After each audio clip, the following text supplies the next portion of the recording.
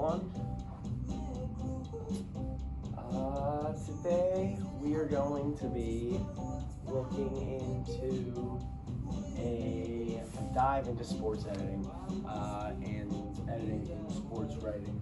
And my name is Eli Ciani. But before we do that, let's start off with something a little fun.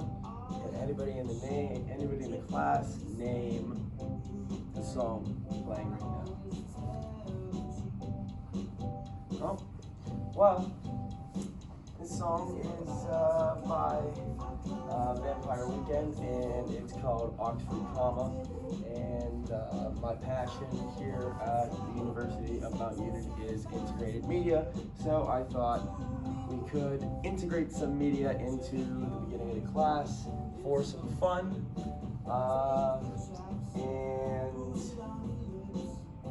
Well, I happened to overhear that Professor Dick, you spoke about this song, and I happen to love Vampire Weekend, so whenever you talked about it in class, Oxford Comma by Vampire Weekend, I was intrigued, and I thought I would share it with you today.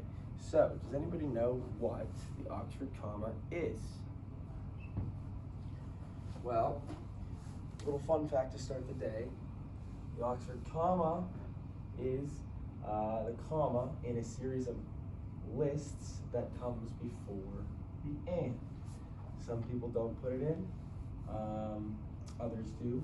As we've learned this year, there are many different citation formats. So, say we have, he goes to the park, brushes his hair, the last comma, and goes home alone. Okay, this would be the Oxford Comma.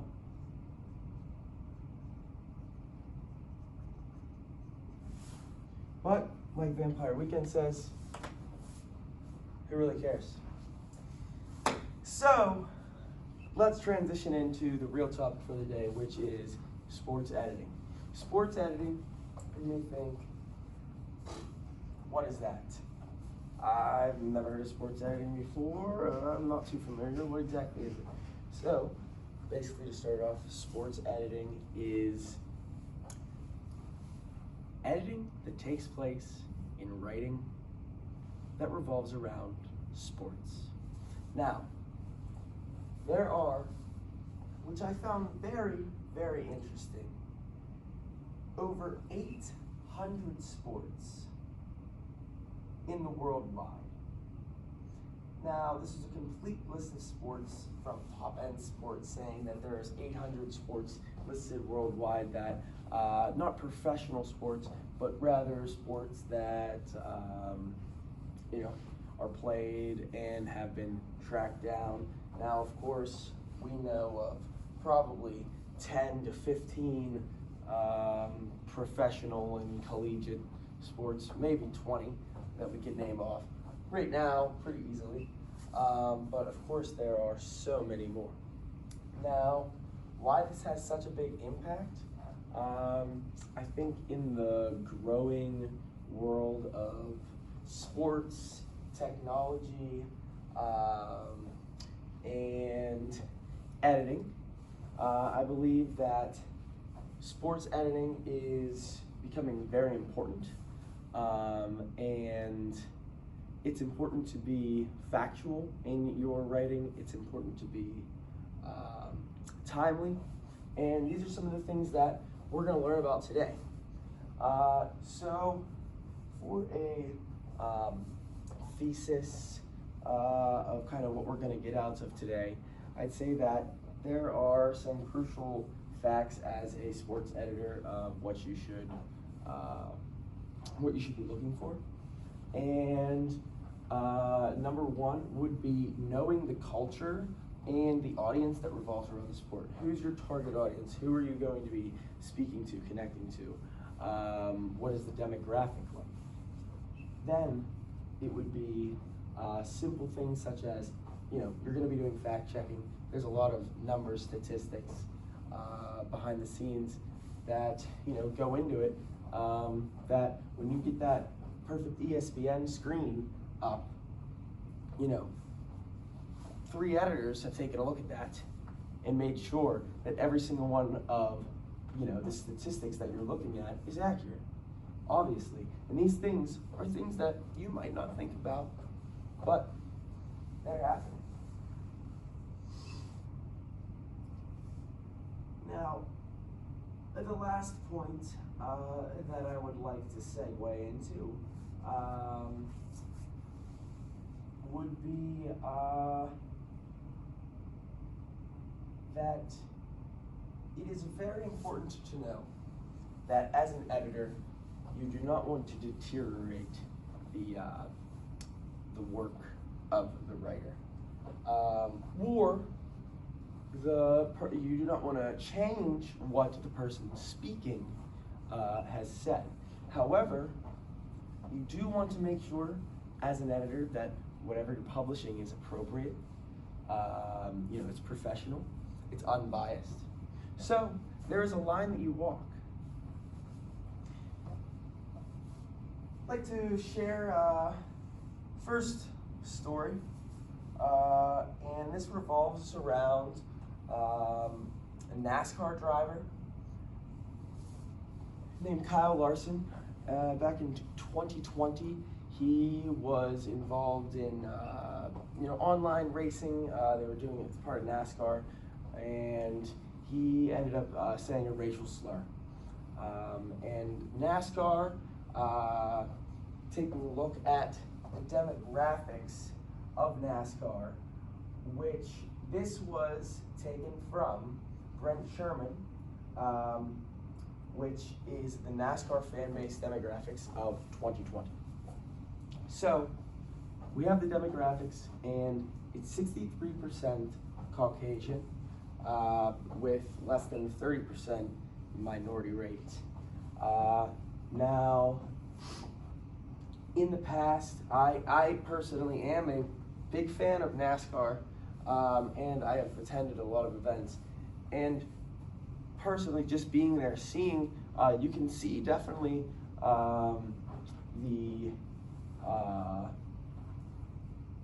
difference in my minority and the majority, and they have done a better job over the years of trying to eliminate the diversity, trying to create more diversity rather into the sport, and eliminate racism, for to be exact, and in this case. So what we need to look at, Larson said that he was unaware of the term, he was unaware of what he was saying, and after a year or so suspension, he was able to come back, and he ended up winning the championship just a year ago. Now, why is this important? Why am I sitting here telling you about NASCAR, Kyle Larson, racer? Who cares? Well, it's important because the stories that went with this news brought more attention to NASCAR. It brought more, not even, it brought more publicity, and they say, all publicity is good publicity. However, this was negative publicity that they were bringing in, and they were getting a lot of heat for this. And you saw in other racing leagues around the world, such as Formula One and IndyCar, drivers were stepping up and working together to create a more diverse environment. And this all has been published. whether it is online, in the newspapers, on social media. And the important thing behind this is that the information that we're getting from Kyle Larson is coming from pages that have been thoroughly looked through, edited. They've been written and edited and copy edited, and it is going to make sure, editors should make sure, that there is no inappropriate language in the writing. If there is something that the athlete, or in this case, Larson, has said, they would make it as clear as possible to the reader what is going on without being racist themselves, without portraying any sort of negativity. And that is important as a sports editor. So, like it's been on the board, knowing the culture that revolves around that sport, knowing the audience, the demographics, appropriate and intriguing information. So, yes, do you want to have a good story as a writer, as an editor? Yes, of course you want to have a good story. However, you want to make sure that you're being factual, you're not being biased, and you're being professional. Because nobody wants to dig for a story. Nobody wants to dig for a story. Now, moving on from editing with the beginning of the controversy with Kyle Larson, knowing your culture that revolves around the sport. And basically, with Larson, this is just an example of knowing the audience and the demographic of NASCAR and what it was like. Knowing as an editor that you're dealing with the majority of a Caucasian crowd, and you're going to try to, you want to try to be as positive as possible and manipulate them, not manipulate, but convince them to see, the truth in this, and the facts of what needed to be said in spreading diversity in NASCAR. And I think the fact that this was spread so much online, the credit should be given to sports writers and editors for, giving this story information. Excuse me. Sorry. Given this story information. They should be given credit for that. Absolutely. Now, as I discussed,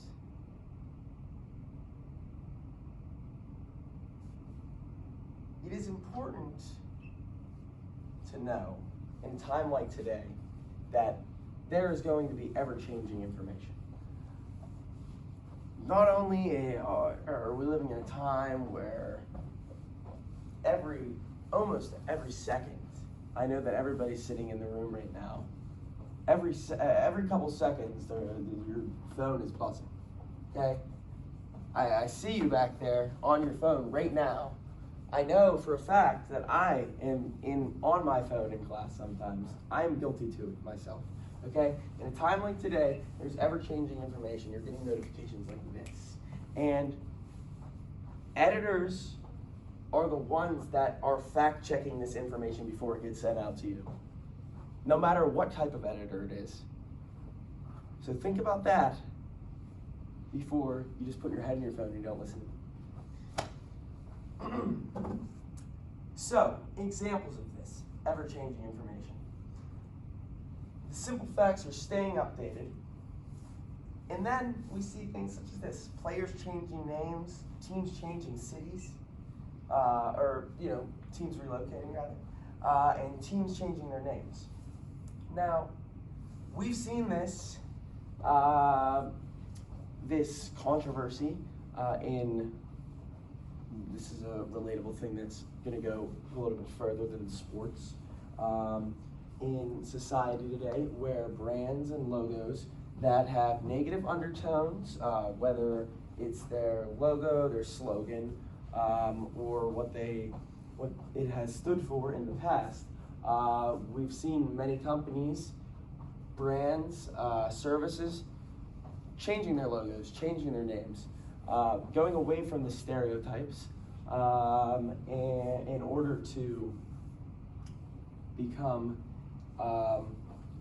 as professional as possible, because in today's world, as an editor, you want to make sure that there's nothing in the writer's writing that you are editing for that could be flagged, could be frowned upon.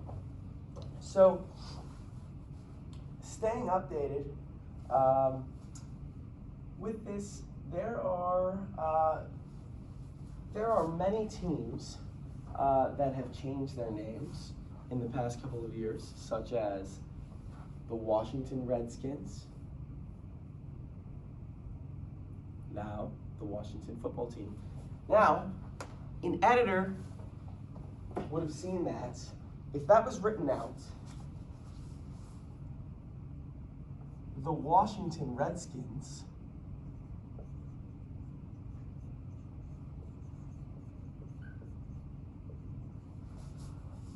an editor can look at this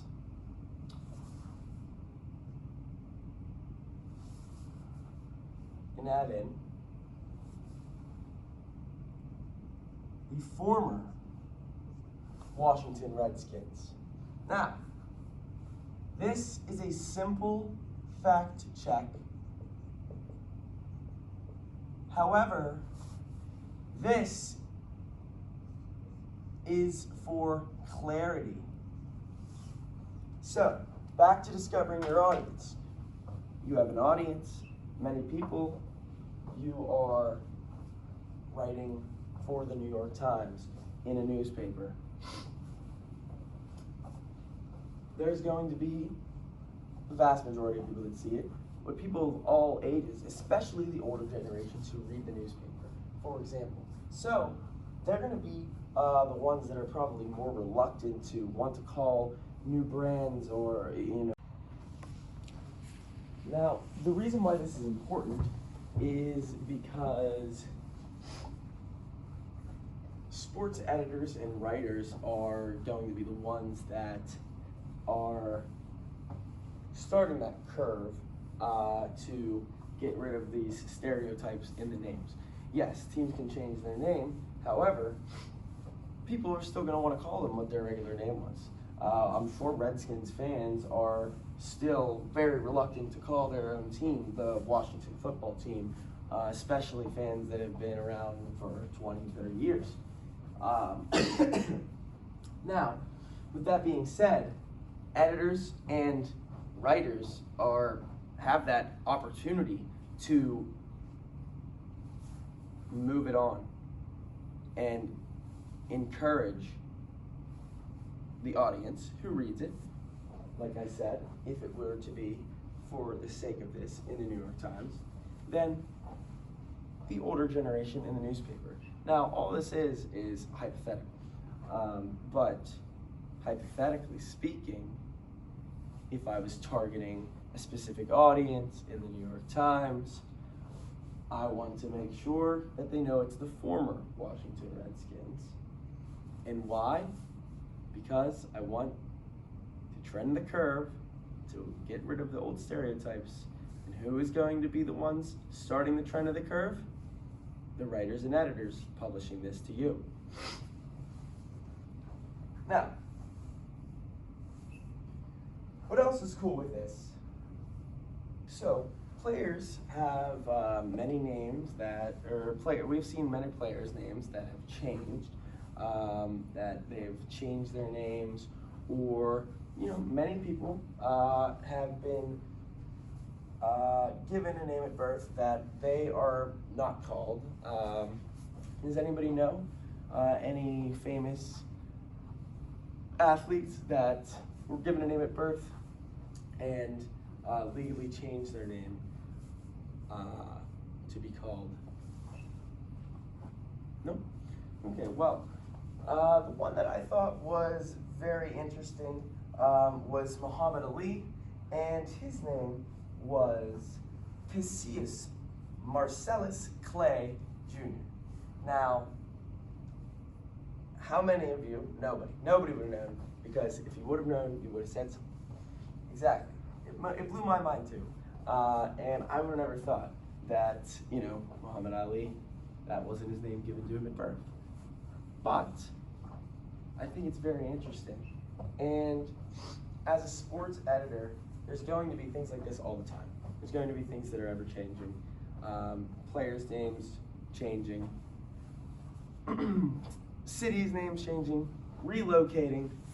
And I think what's important and cool is that as you are the ones editing and writing, you're the ones writing, editing this, you're the ones giving the audience, giving the people, the media, this information. So as an editor, as a writer in sports, you're really starting the curve.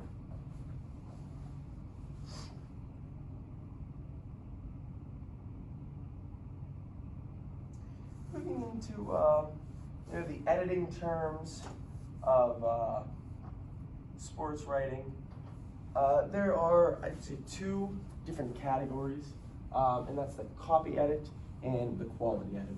Now, a quality edit, I'd say, is more consists of professional, consistent, and flow. And what I mean by this is, as a quality editor, Allison Myers, who has been working with Bleacher Report, I've read things from her before I even knew about it, before I even read this article that was published a couple of years ago, and this is on Bleacher Report, and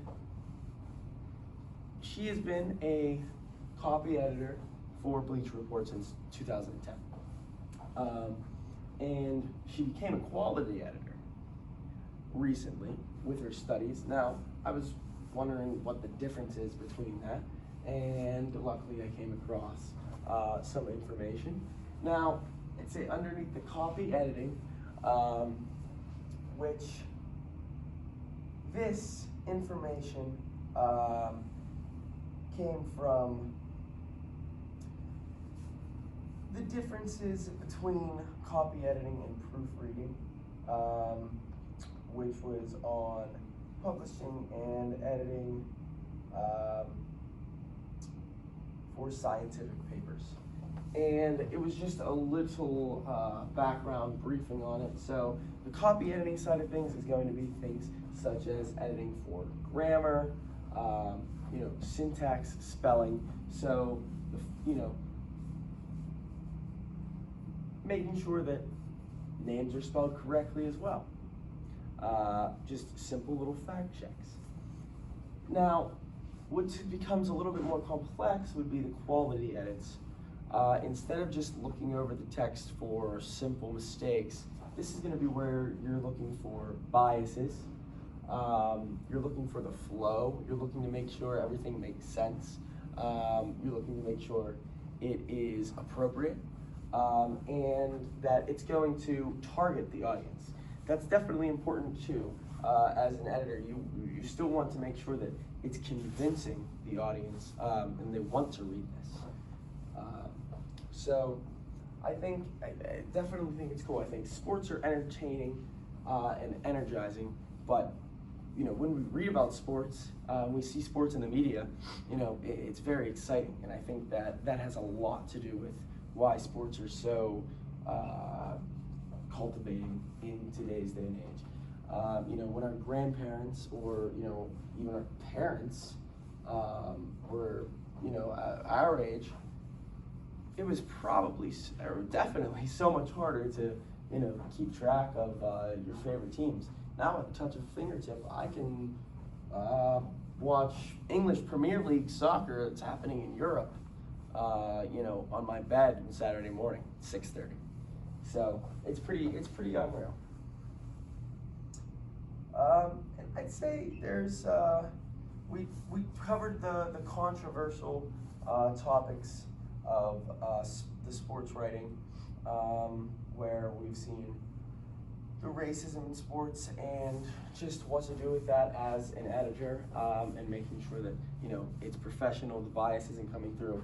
You're not coming through, you know, the writer isn't coming through as, you know, as the problem. You're just getting the facts out and being as professional as possible. Now, a couple of fun facts that I would like to share before wrapping up. Now, I think another important thing to know, sorry about that, I think another important thing to know would be just being timely as an editor, and, you know, understanding that, yes, with the sports, there's also other things going on. And when you're understanding the audience and the culture and the demographic, you also need to understand where things are happening. You know, my example that I used in the paper was, if the Carolina Hurricanes, a team in the National Hockey League, are playing and they lose, it may not be appropriate to say the Carolina got rocked like a hurricane. Hello, this is Eli Ciotti, and there was some more technical difficulties with the final minute of the TED Talk. However, I was wrapping up talking about the Hurricanes and how, you know, it is important to be timely with what you're saying. Now, most importantly, I found today that, even just teaching you all about it, that sports editing and writers have so much more influence on sports than you would ever give them credit for. You know, sports in the 80s, or way before then, the 40s, our grandparents, our parents would not be able to have the same interaction like we do today. And I think that these editors and writers are the ones that are, you know, leading the curve for that. Of course, just what entails being a sports editor is the copy editing that goes involved, the simple fact checking, as well as, you know, making sure it's professional, unbiased. And really, it's just about, you know, being positive, I think, and sharing the true facts, and, you know, just sharing the true facts to the people. And I think that's what everything is about, just being honest and positive. I'd like to thank you for your time today. And just like I wrapped it up in the classroom, you know, I wish it wouldn't have died, because I think it was pretty funny, but I'm going to say it again. Dr. Dick, thank you for your time this year, and in the most sincere, nicest way possible, I hope I don't see you again in this class, if you know what I mean.